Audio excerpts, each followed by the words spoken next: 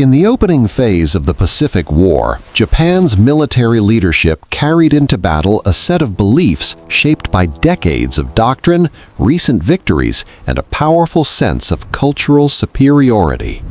War, as they understood it, was ultimately decided by morale, discipline, and willingness to endure suffering. Technology was useful, but it was not decisive. Machines could break down, ammunition could run out. Men with sufficient resolve, they believed, would always find a way forward. Across planning rooms and command headquarters, the United States was viewed as an opponent weakened by comfort, distracted by luxury, and incapable of sustaining the brutal intensity of prolonged warfare. American soldiers were assumed to lack the psychological hardness required for close combat against determined defenders. This mindset framed every early decision. American industry was acknowledged, but it was abstract, distant, and poorly understood. Factories were numbers on paper, not weapons on the battlefield. Japanese generals assumed that even if the United States could produce large quantities of equipment, it would take too long to matter. The war, they believed, would be decided quickly before American strength could fully mobilize. Speed and shock would break the enemy's will, and negotiated settlement would follow. When combat began in earnest, those assumptions were tested almost immediately. The first sustained encounters with American forces revealed a style of warfare unlike anything Japanese commanders had previously experienced. Artillery fire was not used sparingly or ceremonially. It was continuous, layered, and overwhelming. Positions that might once have been probed cautiously were now drowned in shell fire before any infantry advance. Japanese officers accustomed to carefully rationed artillery were stunned by the sheer quantity of shells falling on a single area. Barrages did not signal the start of an assault, they erased the terrain itself. Naval gunfire introduced a new level of destruction. Heavy shells fired from ships offshore struck with a force that defied comparison to land-based weapons. Entire defensive zones were pulverized from miles away, without warning and without reprieve. Concrete shattered, trenches collapsed, carefully prepared strongpoints vanished under repeated impacts. Generals observing these effects struggled to reconcile what they were seeing with pre-war expectations. Naval guns had been considered supporting tools. In American hands, they became instruments of annihilation. Air power compounded the shock. Aircraft did not appear sporadically or in small formations. They arrived in waves, methodical and relentless. Bombing runs were coordinated with artillery and naval fire, creating a cycle of destruction that left defenders little time to recover. Supplies were destroyed before they could be distributed. Reinforcements were caught moving through exposed terrain. Communication lines were severed again and again. Japanese doctrine emphasized endurance and concealment, but the scale of American firepower made concealment temporary at best. Reports from the front began to reflect a growing sense of alarm.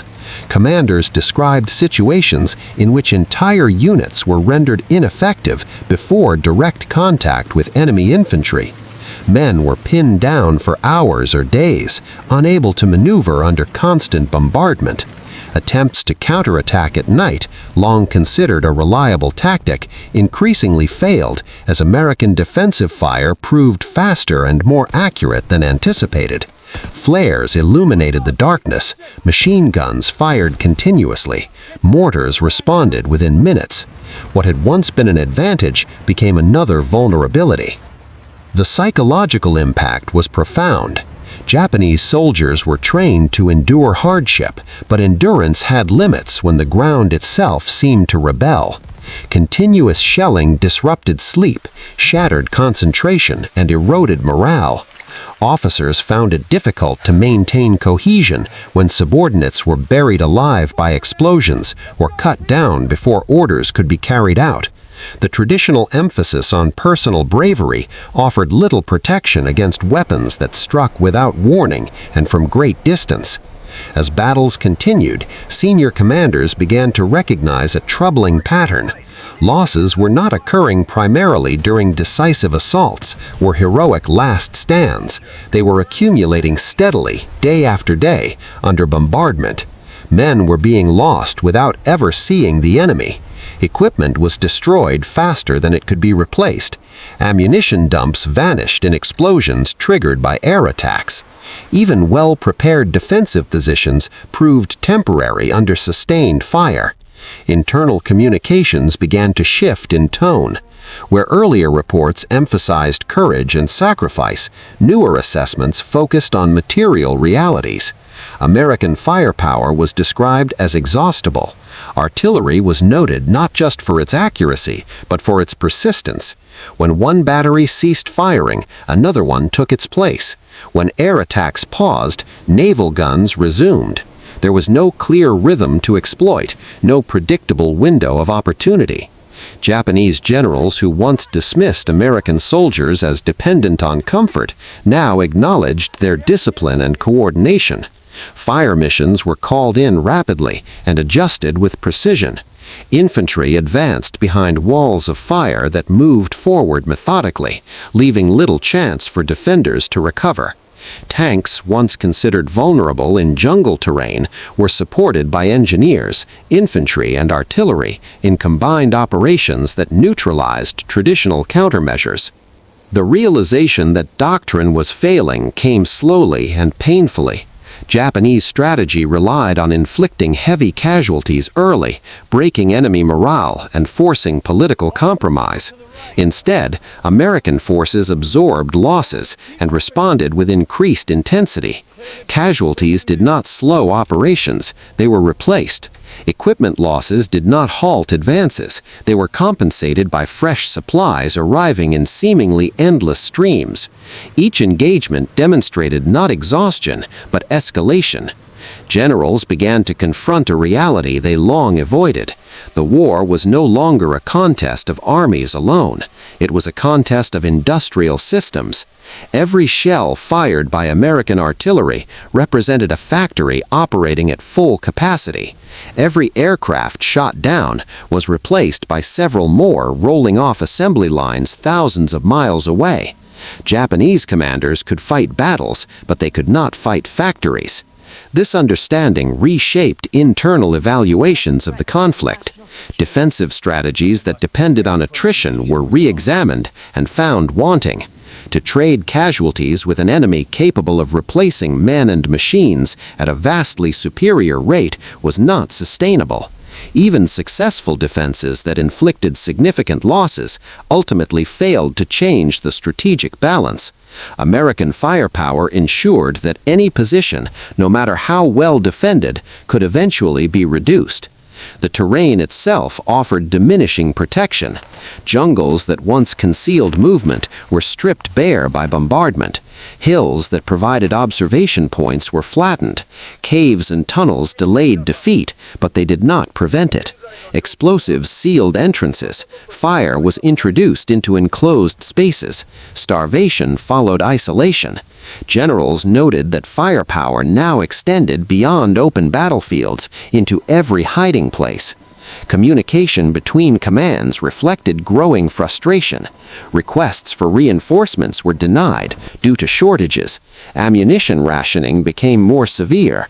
Fuel scarcity limited movement. Meanwhile, reports consistently emphasized the enemy's abundance. American units were described as well-fed, well-supplied, and continuously supported by air and sea. The impact was impossible to ignore.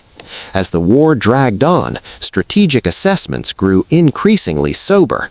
Some commanders acknowledged that earlier assumptions about Americans' unwillingness to endure casualties had been fundamentally flawed. Losses that would have shattered the morale of other armies were absorbed without apparent effect. Firepower, rather than eroding resolve, appeared to reinforce it. Soldiers advanced with confidence, knowing that overwhelming support stood behind them. The cultural emphasis on spirit and sacrifice, while still deeply ingrained, began to show its limitations in modern warfare. Courage could inspire men to attack, but it could not neutralize artillery. Discipline could maintain order, but it could not stop bombs. Loyalty could compel endurance, but it could not replace destroyed infrastructure. These realizations were not openly discussed in public rhetoric, but they circulated within private reports and confidential briefings. Japanese generals increasingly described American operations as systematic rather than impulsive. Firepower was applied not in moments of desperation, but as a calculated tool to reduce risk. Bombardments were prolonged to minimize infantry casualties. Advances were paused until sufficient fire support was available. This methodical approach contrasted sharply with expectations of reckless or inexperienced leadership. The longer the war continued, the clearer it became that American firepower was not merely a tactical advantage, but a strategic condition